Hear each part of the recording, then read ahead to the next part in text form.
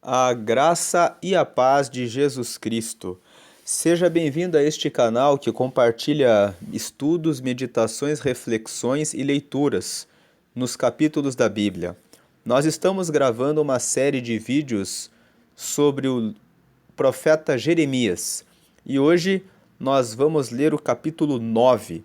Jeremias é conhecido como profeta chorão e muitas pessoas que ainda não fizeram a leitura de toda a Bíblia, quando ouvem isso, se perguntam: por que Jeremias é conhecido como profeta chorão? Esse capítulo 9 dos 52 capítulos do livro de Jeremias é um dos capítulos que mais mostra de maneira clara por que Jeremias é conhecido como profeta chorão. Ele é conhecido como profeta chorão porque Deus apresenta para Jeremias a visão do que aconteceria com o povo, com seu povo, o povo de Judá em Jerusalém, que eles seriam invadidos por Nabucodonosor, que era da Babilônia, que ficava na região do norte de Judá, em razão dos pecados que Judá havia cometido. O capítulo 3 mostra que o povo de Judá se desviou de seguir ao Senhor.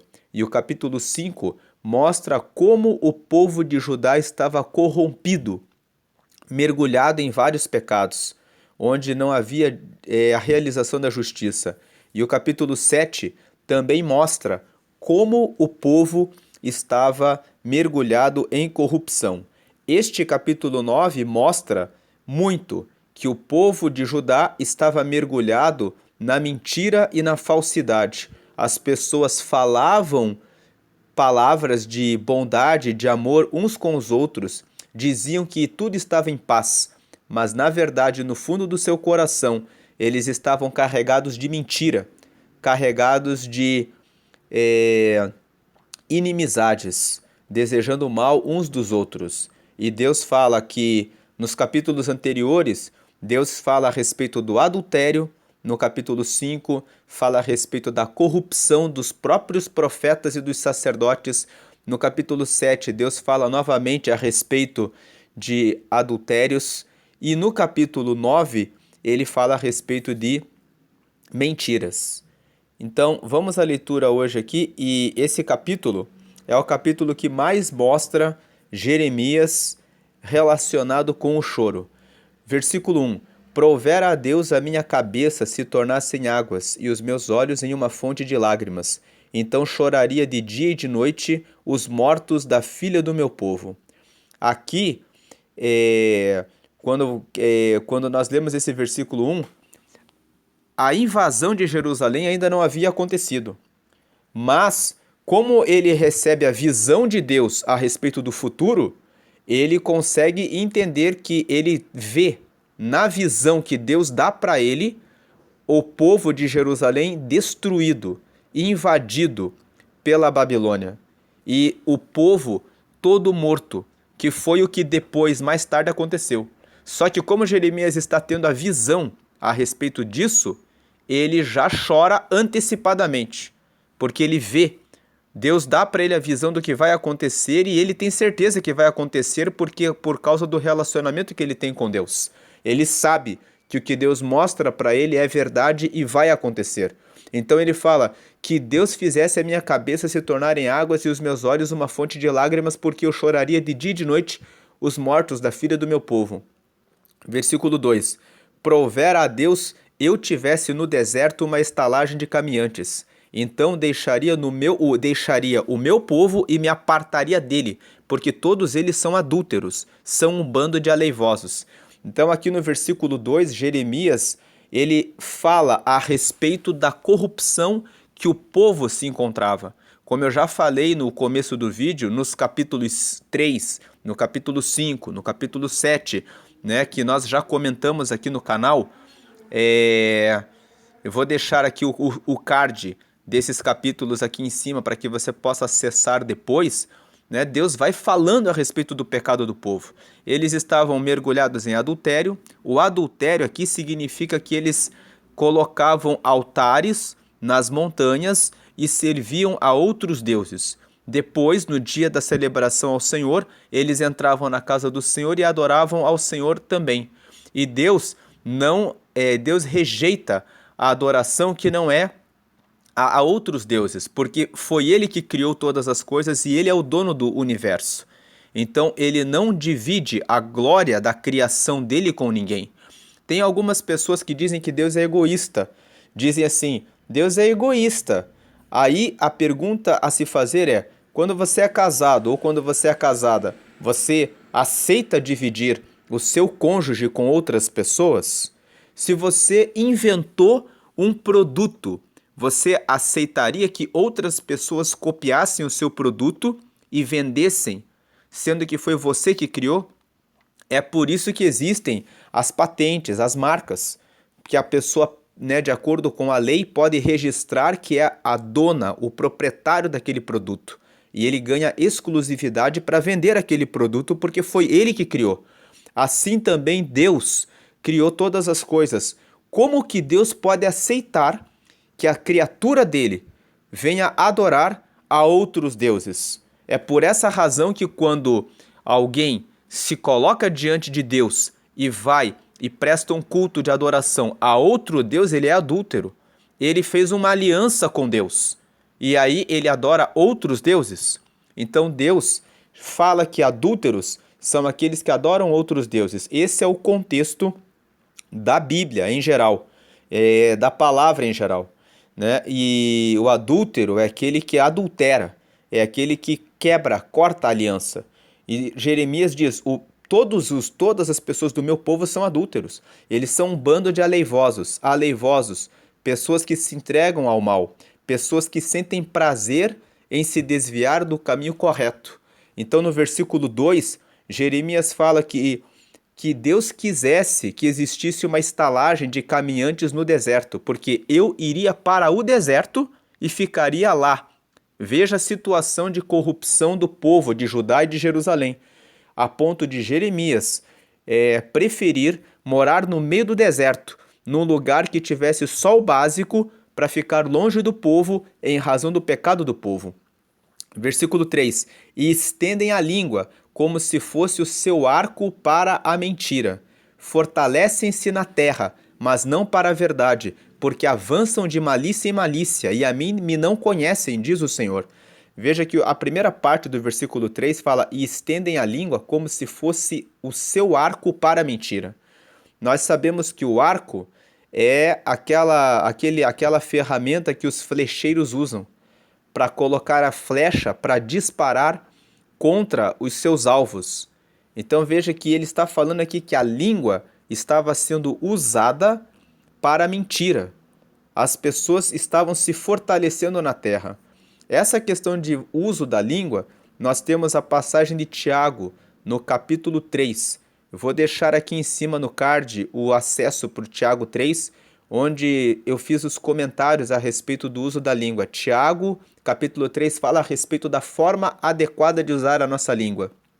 E Jesus falou que aqueles que chamam o próximo de louco são dignos de serem julgados pelo Sinédrio.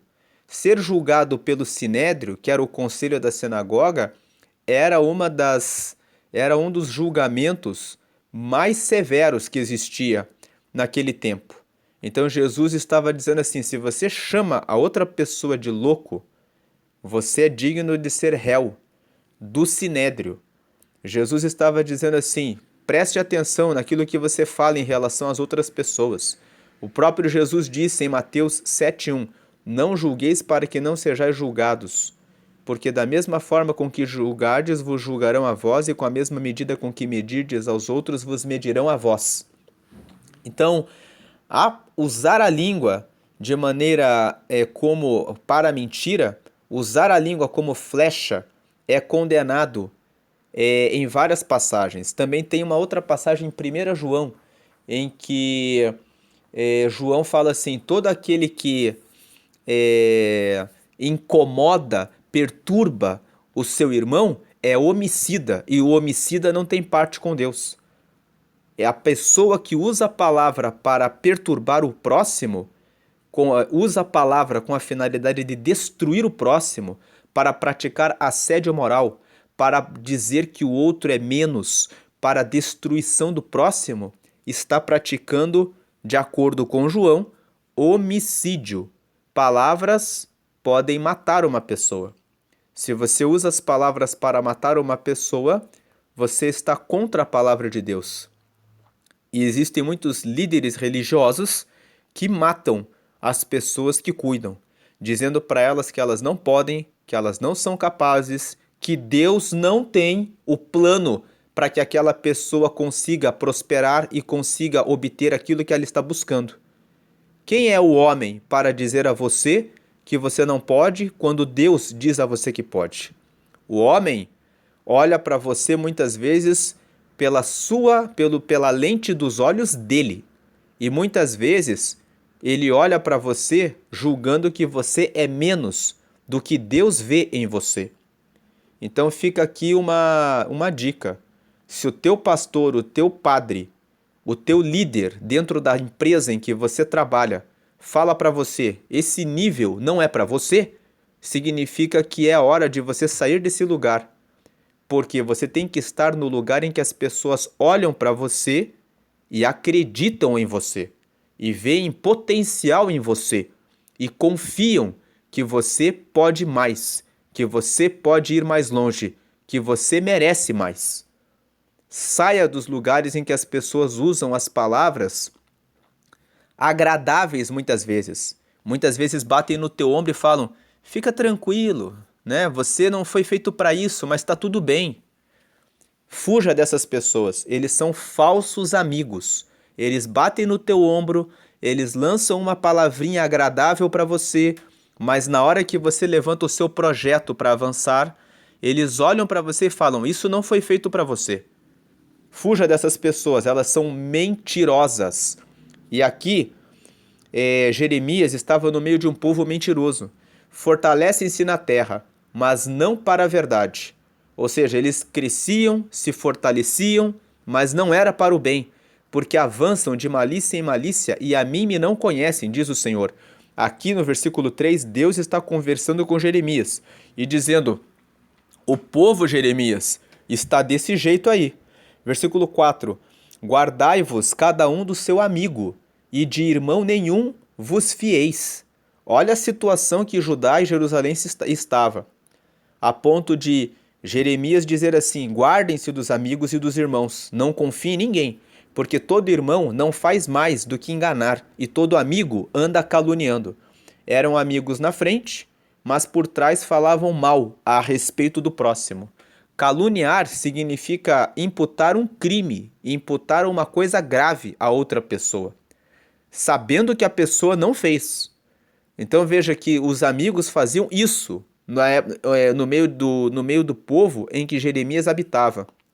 Versículo 5, e zombará cada um do seu próximo, e não falam a verdade, ensinam a sua língua a falar a mentira, andam se cansando em obrar perversamente.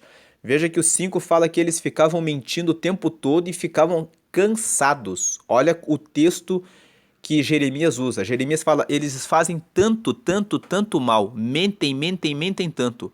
São tão falsos, que eles estão ficando cansados de fazer isso. Versículo 6, a tua habitação está no meio do engano. Pelo engano recusam conhecer-me, diz o Senhor. Aqui no versículo 6, Deus está falando com Jeremias, dizendo assim, ó, você está morando, a tua habitação, você mora no meio dessa gente, no meio de um povo em que existe só engano. Eles ficam se enganando e eles se recusam a me conhecer.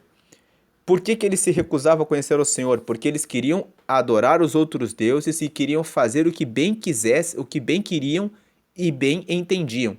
Estavam mergulhados no adultério, que os capítulos anteriores, no capítulo 5, Deus fala a respeito disso. Em adorar outros deuses, o capítulo 3 fala a respeito disso, e Deus chama eles o povo de Judá como um povo que caiu na prostituição, porque estavam adorando outros deuses, e um povo que até os sacerdotes e os profetas ofereciam o serviço dizendo que havia paz, quando na realidade o povo estava mergulhado no pecado, eles não condenavam as práticas pecaminosas do povo. Versículo 7, portanto, assim diz o Senhor dos Exércitos, eis que eu os fundirei. Olha essa palavra, fundir, significa o quê? Colocar um objeto em uma temperatura bem alta, até ele derreter. Deus está falando assim, eu os fundirei, vou colocar eles numa provação bem grande. Eles vão ser queimados e os provarei. Porque de que outra maneira procederia com a filha do meu povo? Deus, quando precisa fazer a correção pelos nossos pecados, não hesita em colocar provas para nos corrigir, porque Ele é Pai, e um Pai que é amoroso, e o amor de Deus faz com que Ele permita que surjam provações para que nós venhamos a refletir sobre os nossos caminhos e possamos retomar o caminho que Ele tem reservado para nós. Deus está dizendo, eles estão mentindo tanto que eu vou colocá-los na prova. Qual a outra forma que eu posso proceder com relação ao povo?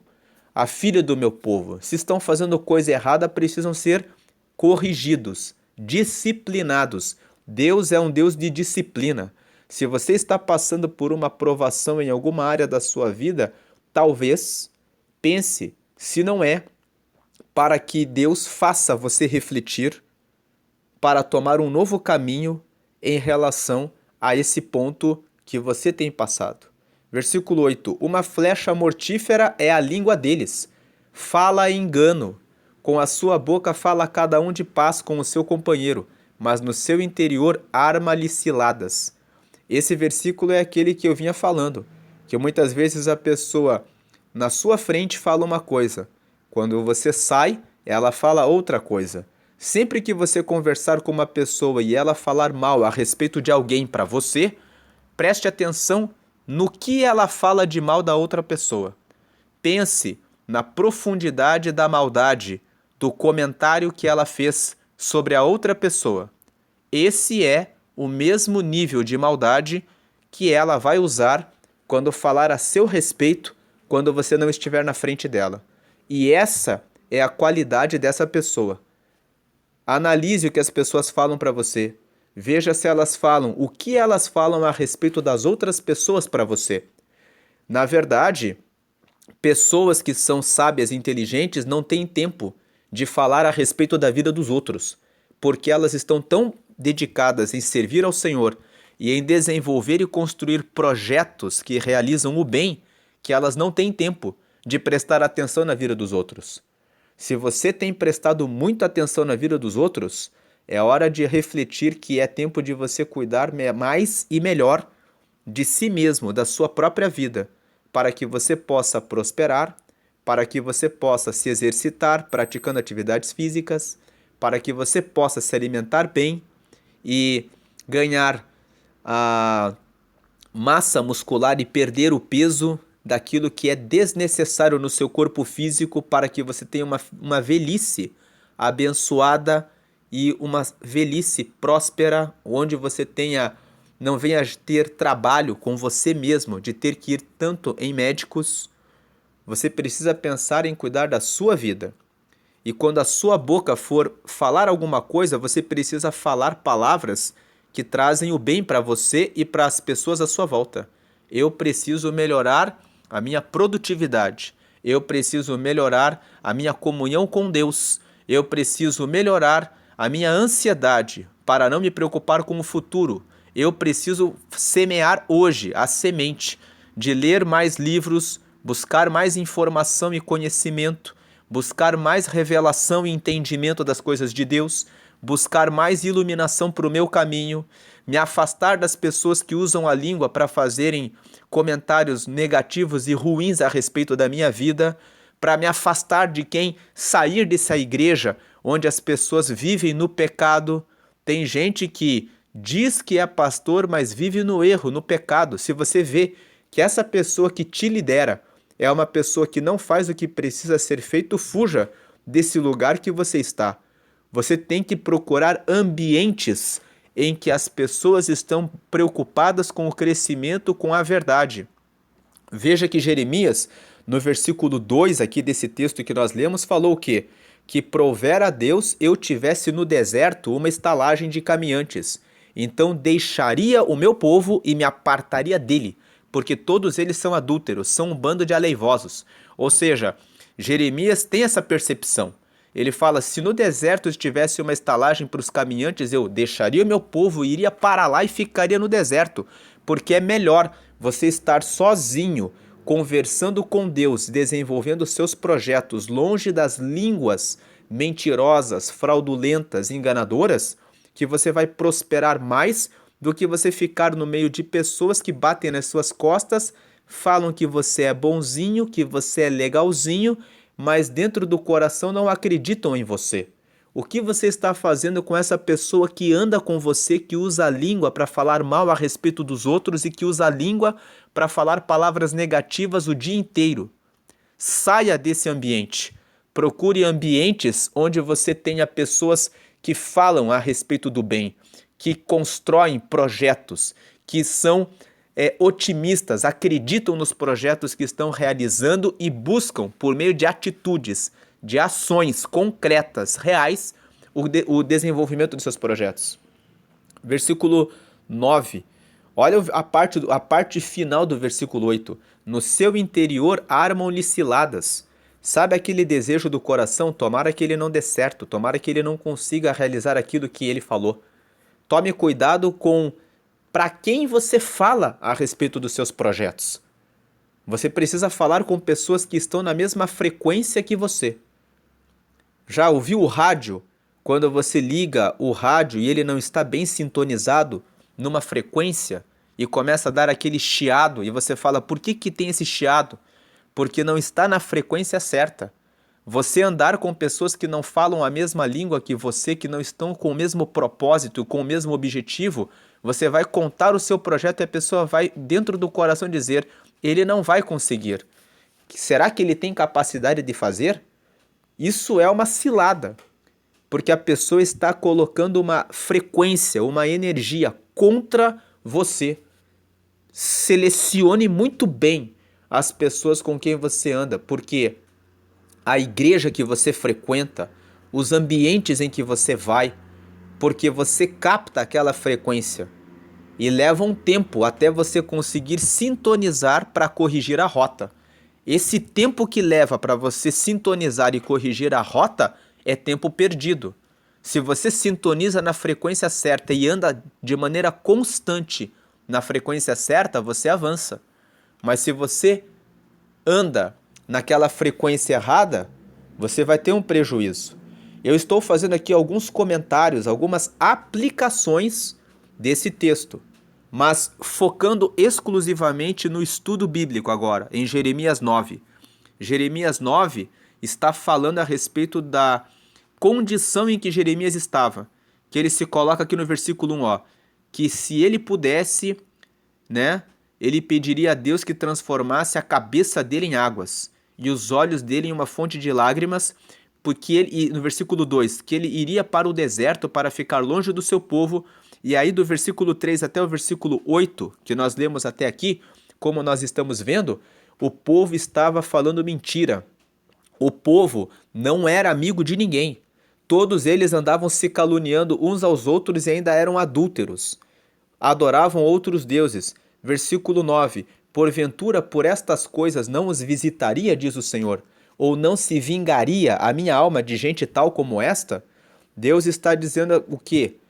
Tem muitas pessoas que leem a palavra vingança no Antigo Testamento, quando Deus fala, eu me vingarei, e aí Deus coloca castigos para o povo quando ele fala que está realizando vingança, como se Deus fosse um Deus cruel, como se Deus fosse um Deus que tem prazer em fazer as pessoas sofrerem, como se Deus fosse sádico e tivesse prazer em ver as pessoas sofrendo. Deus não é assim. A questão aqui para nós entendermos o Antigo Testamento, sempre que existe a palavra que o Senhor vai realizar a vingança em relação a quem o desobedece, está relacionada à lei. Quando nós estamos aqui na Terra e você ultrapassa a velocidade em um certo radar, você leva a multa. Aquele que te deu a multa é o radar. O radar não é uma pessoa.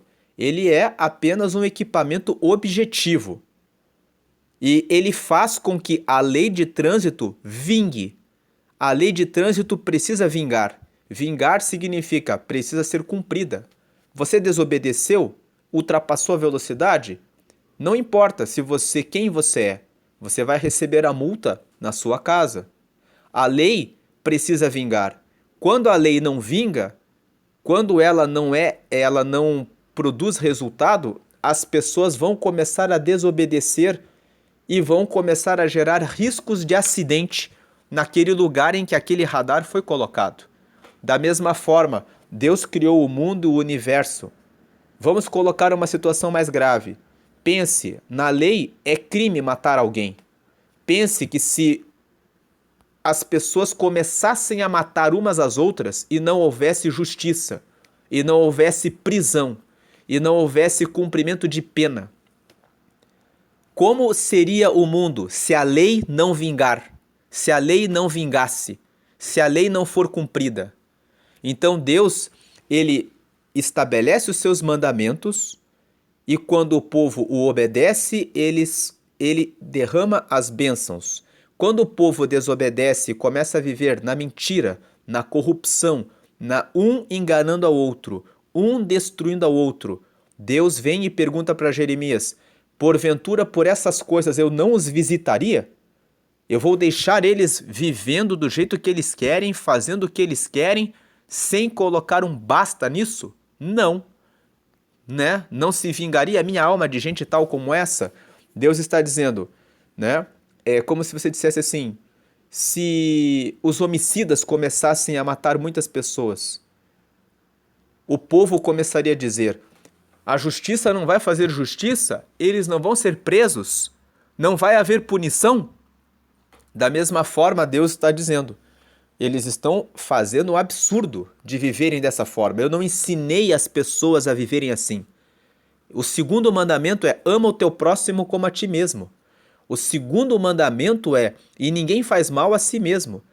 Ninguém gosta de ser caluniado, ninguém gosta de saber que as pessoas estão falando mal a respeito dela pelas costas. Ninguém gosta de amigo falso, mentiroso, enganador. Ninguém gosta de gente que dá tapinha nas nossas costas e fala que tá tudo bem, quando na realidade a pessoa arma cilada no coração contra nós, desejando o nosso mal. Então Deus está dizendo: eu vou deixar eles vivendo desse jeito sem realizar uma vingança, um castigo? Versículo 10.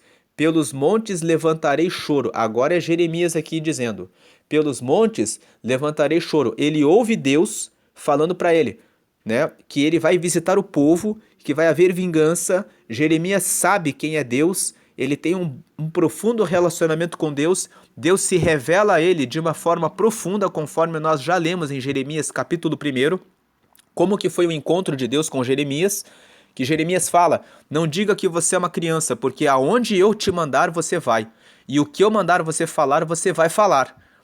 E aí Deus ainda fala que lutariam contra ele, mas não prevaleceriam contra Jeremias. Então Deus fala para Jeremias que ele realmente seria um profeta, que o que ele dissesse, Deus honraria. Dessa comunhão que Jeremias tem com Deus, ele sabe o que vai acontecer. Então, no versículo 10, ele fala: pelos montes levantarei choro e pranto, e pelas pastagens do deserto lamentação.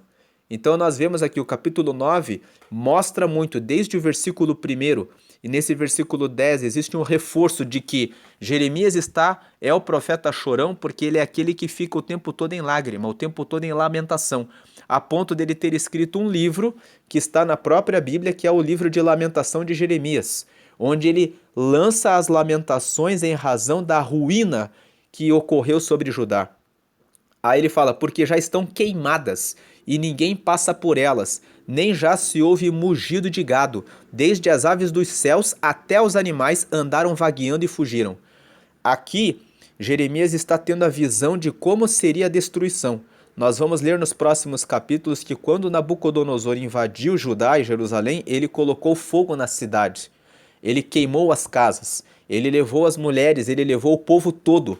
E como Jeremias tem a visão de Deus de como a invasão e a destruição ocorreria, ele chora porque ele sente aquilo que ainda vai acontecer, que o povo ainda não sabia, mas ele já tinha visto pela revelação de Deus. Aí vem o versículo 11: E farei de Jerusalém montões de pedras, morada de dragões, e das cidades de Judá farei uma assolação, de sorte que fiquem desabitadas. Deus está falando, ó, eu vou fazer Jerusalém virar montão de pedra, morada de dragões. Dragões vivem isolados, ou seja, não vai haver mais terra, não vai haver mais nada nesse lugar. Será uma assolação, de sorte que fiquem desabitadas. Versículo 12: Quem é o homem sábio? Até o versículo 11 aqui, Deus está falando a respeito disso, a respeito de como Jeremias, até o versículo 11, Jeremias fala do choro de Jeremias, e Deus está mostrando como ele age, realizando vingança, ou seja, cumprimento da sua lei, e também o que ele faria, como ele faria a vingança, faria Jerusalém ficar desabitada. Agora vem o versículo 12: Quem é o homem sábio que entenda isso? E a quem falou a boca do Senhor para que o possa anunciar? Por que razão pereceu a terra e se queimou como deserto, de sorte que ninguém passa por ela? Aqui é um questionamento, né? Quem pode entender Deus, né? Versículo 13: E disse o Senhor: Porque deixaram a minha lei, que publiquei perante a sua face, e não deram ouvidos à minha voz, nem andaram nela. Então o versículo 12 e o versículo 13 os homens sábios, quando eles virem a guerra acontecer, quando eles virem os babilônios entrarem em Jerusalém e destruírem a cidade, quem é que vai ter a sabedoria para explicar por que isso aconteceu? E aí Deus está perguntando: e a quem falou a boca do Senhor para que o possa anunciar? A quem falou a boca do Senhor? Deus aqui, ele falou pela boca de Jeremias, na verdade. Deus usou Jeremias para ser a boca dele, para anunciar que a destruição ocorreria. A quem falou a boca do Senhor? Falou a Jeremias. Por que razão pereceu a terra? E disse o Senhor: Porque deixaram a minha lei, que publiquei, olha o texto aqui, que publiquei perante a sua face. Quantas vezes Deus já falou com você no seu coração e no seu pensamento, e você sabe que está andando no caminho errado, e você não emenda o seu caminho? Vai haver um castigo sobre a sua vida quando você não emenda o seu caminho como consequência daquilo que você faz. E esse mal não é algo que é profetizado de mal sobre você. É uma lei de Deus. Deus, ele estabeleceu leis, colocou no coração dos homens, ele revela aos homens pelo Espírito Santo o mal que estão fazendo e o caminho que devem seguir, e cada um colhe aquilo que planta, como uma determinação do próprio Deus, que ele cumpre a lei. Ele faz com que a palavra dele se concretize. Versículo 14: Antes andaram após o propósito do seu coração e após os Baalins. Baalins eram as imagens de Baal, eram os outros deuses. Deus diz que eles andaram após o propósito do seu coração, ou seja, primeiro, eles faziam o que eles queriam, e depois eles adoravam outros deuses, como lhes ensinaram os seus pais. Deus aqui está falando sobre a educação dos filhos. Os próprios pais daqueles que estavam fazendo isso haviam ensinado seus filhos a andarem no caminho errado. Então esses filhos estavam andando no caminho errado, e eles tiveram a oportunidade de conhecer a lei do Senhor na frente deles, mas eles preferiram seguir os costumes e as tradições dos seus próprios pais e ignoraram a palavra que estava sendo ensinada a eles pelos profetas. Versículo 15: Portanto, assim diz o Senhor dos Exércitos, Deus de Israel: Eis que darei de comer a losna a este povo e lhe darei a beber água de fel. Ou seja, vocês vão passar por amargura. Versículo 16: E os espalharei entre nações que não conheceram, nem eles nem seus pais, e mandarei a espada após eles, até que venha a consumi-los. Deus está falando, foi isso que aconteceu com o povo de fato. Quando Nabucodonosor entrou em Jerusalém, ele espalhou o povo, levou eles como cativos, como escravos na Babilônia. Mais tarde, o povo foi pelas migrações, se espalhando por todo canto. Deus cumpriu essa palavra sobre eles. Versículo 17: Assim diz o Senhor dos Exércitos: Considerai e chamai carpideiras para que venham, e mandai procurar mulheres sábias, para que venham também. Carpideiras eram aquelas mulheres que eram contratadas para chorar nos sepultamentos de algumas pessoas. Então eles queriam fazer um velório chamativo, então eles contratavam pessoas para ficarem chorando. Então, Deus aqui está falando, chamem carpideiras, ou seja, vai haver muito motivo de choro, vai haver muito motivo de lágrima, quando o mal vier sobre esse povo aqui. Chamai carpideiras para que venham. E mandai, vai haver o quê? Vai haver um túmulo, vai haver uma destruição. E mandai procurar mulheres sábias, para que venham também. Para que as mulheres sábias? Versículo 18: E se apressem e levantem o seu lamento sobre nós, e desfaçam-se os nossos olhos em lágrimas, e as nossas pálpebras destilem águas. Mulheres sábias são mulheres para trazerem instrução para o povo, para que eles chorem, mas para que as mulheres sábias possam trazer instrução para que possa haver uma mudança de rota. Procure pessoas sábias no seu caminho. Deus está lhe dando a orientação. Chamem as pessoas para chorar, porque vai haver um tempo de luta, um tempo de luto. Mas chamem também mulheres sábias para que venham, para que possam ensinar. Muita coisa, eu vou fazer uma aplicação aqui. Tem muita coisa na sua vida que tem que partir para o luto, que tem que morrer. Mas não adianta só você matar o mau hábito. Não adianta só você sepultar aquilo que é ruim. No lugar daquele mau hábito, você precisa construir hábitos novos. No lugar do mau hábito, né, da má alimentação, você tem que trazer uma alimentação balanceada, uma escolha daquilo que você vai comer. No lugar do açúcar, você tem que escolher consumir mais água, a colocar para fora as bebidas açucaradas que vão trazer doenças futuras sobre a sua vida. Junto com o luto, tem que vir a sabedoria. Mata o que não presta e coloca no lugar algo novo. Você tem que ter algo novo e que seja bom para você, para que você possa ter um novo hábito, um novo estilo de vida mais adequado. Versículo 19: Porque uma voz de pranto se ouviu de Sião.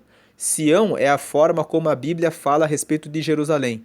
Lá tem o Monte Sião, que era muito conhecido, então eles falam assim, uma voz de pranto se ouviu de Jerusalém. Como estamos arruinados, estamos muito envergonhados, porque deixamos a terra, e eles transtornaram as nossas moradas. Deus aqui, Jeremias aqui, tendo a visão do futuro de como aconteceria, ele fala, vai ser assim que o povo vai ficar. No dia que ocorrer a destruição, eles vão dizer isso, vão dizer assim, como estamos arruinados, estamos envergonhados, deixamos a terra, eles transtornaram as nossas moradas. Versículo 20, ouvi, pois, vós, mulheres, a palavra do Senhor, e os vossos ouvidos recebam a palavra da sua boca, e ensinai o pranto a vossas filhas, e cada uma a sua companheira a lamentação. Olha o que Deus manda as mulheres fazerem. Ensinem a chorar, porque vocês vão chorar. Versículo 21, porque a morte subiu pelas nossas janelas e entrou em nossos palácios para exterminar das ruas as crianças e os jovens das praças. Versículo 22, fala, assim diz o Senhor, até os cadáveres dos homens jazerão como esterco sobre a face do campo e como gavela atrás do segador, e não há quem a recolha.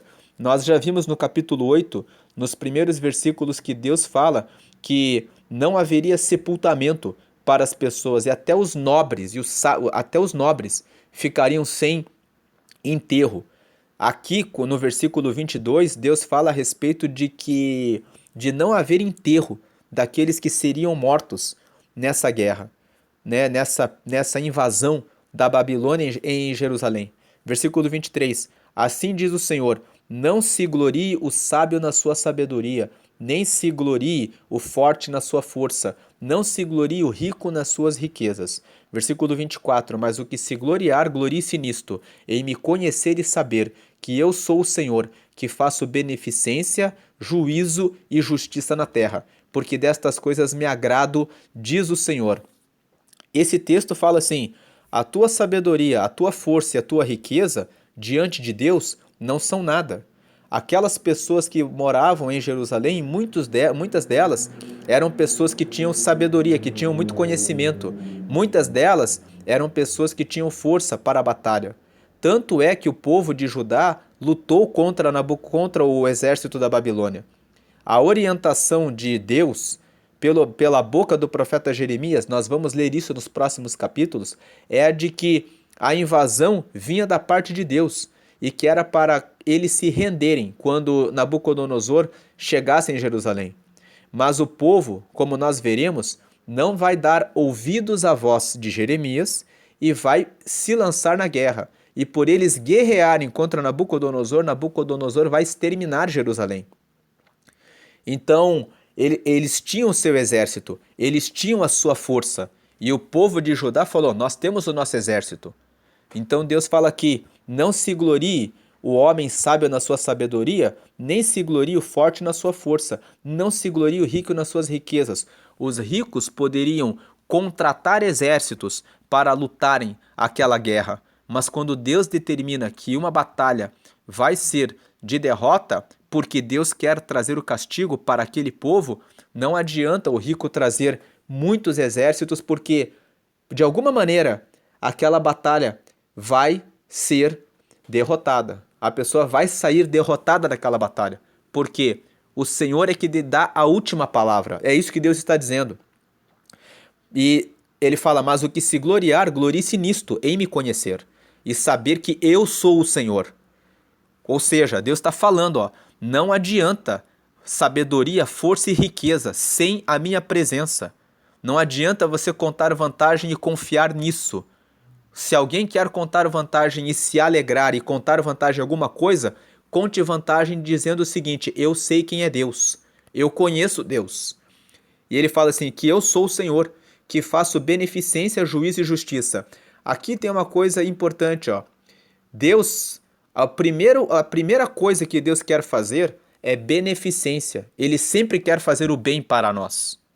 Só que nós, quando não aceitamos o bem de Deus e optamos por caminhos errados, aí vem o juízo.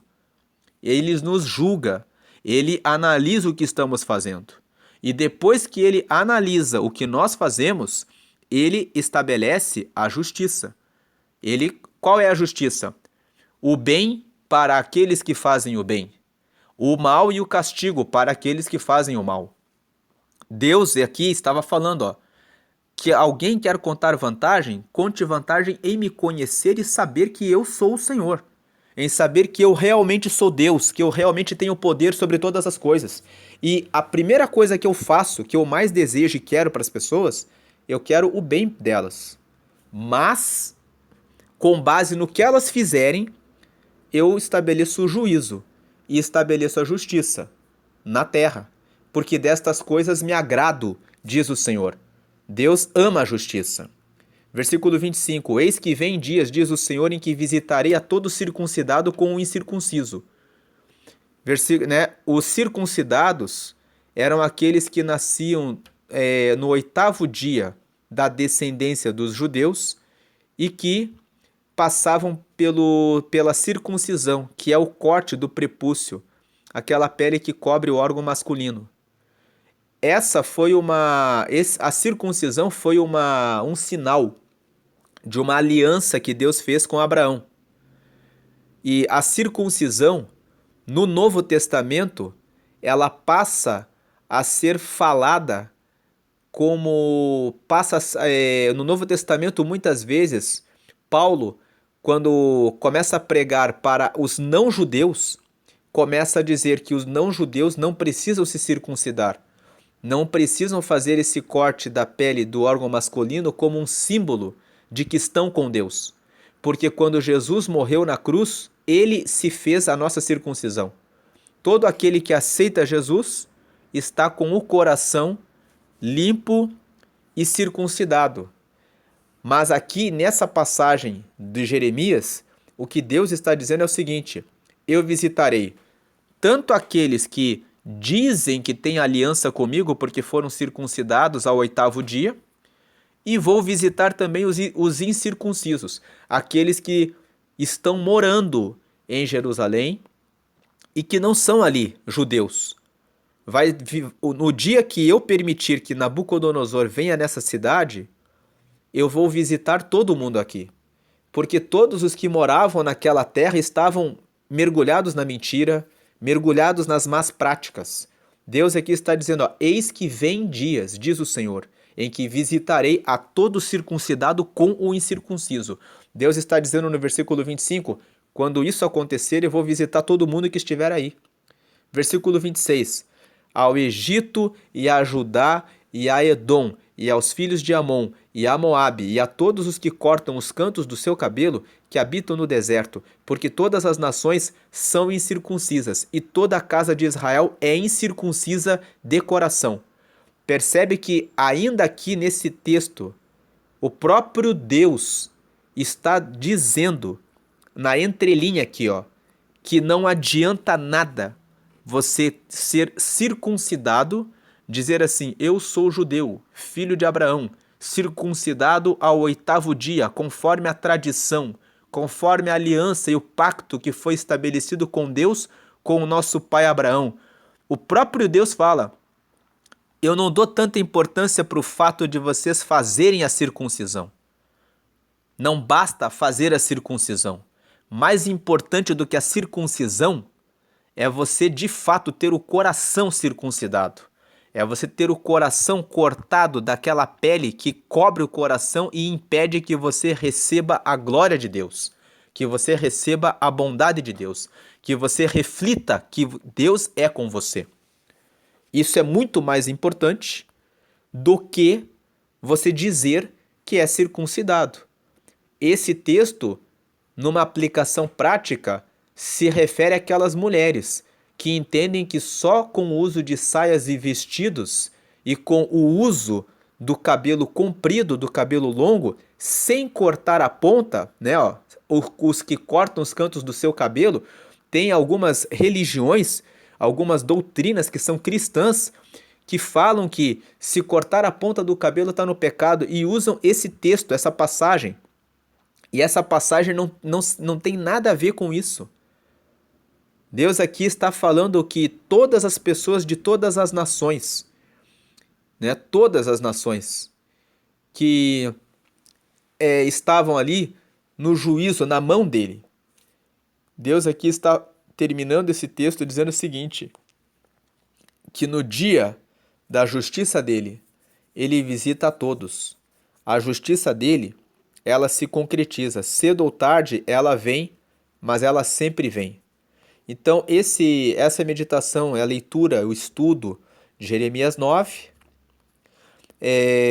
O texto, basicamente, é o capítulo principal, um dos capítulos que mostram de maneira muito clara por que Jeremias é chamado de profeta chorão. Porque ele fala que gostaria que a cabeça dele virasse uma fonte de águas e que os olhos dele se tornassem uma fonte de lágrimas, porque ele via a condição em que o povo dele estava.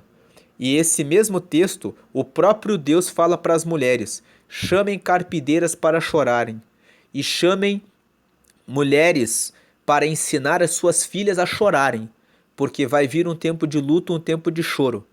E o choro, a razão do choro de Jeremias é ver que o povo andava no pecado e que ele não podia fazer nada para que o povo se convertesse e saber que Deus é justo e que ele realizaria sua justiça sobre o povo de Jerusalém e que a invasão que Deus disse para Jeremias que aconteceria, de fato aconteceria, como nos próximos capítulos nós veremos que de fato aconteceu e o povo foi levado como cativo e ficou durante 70 anos na Babilônia em razão da sua desobediência a Deus.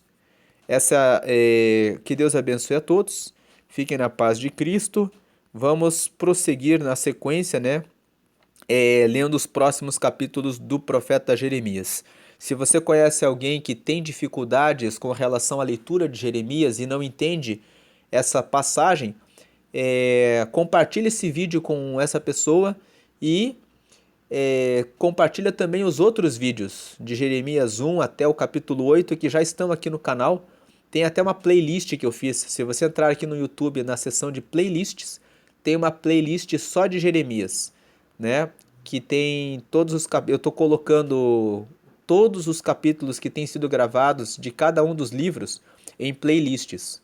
E aí, se você quiser estudar um certo livro da Bíblia, você pode clicar ali na playlist que vai estar ali todos os vídeos a respeito daquele texto, daquele livro das Escrituras. Deus abençoe a todos, fiquem na graça e na paz de Jesus Cristo. Amém.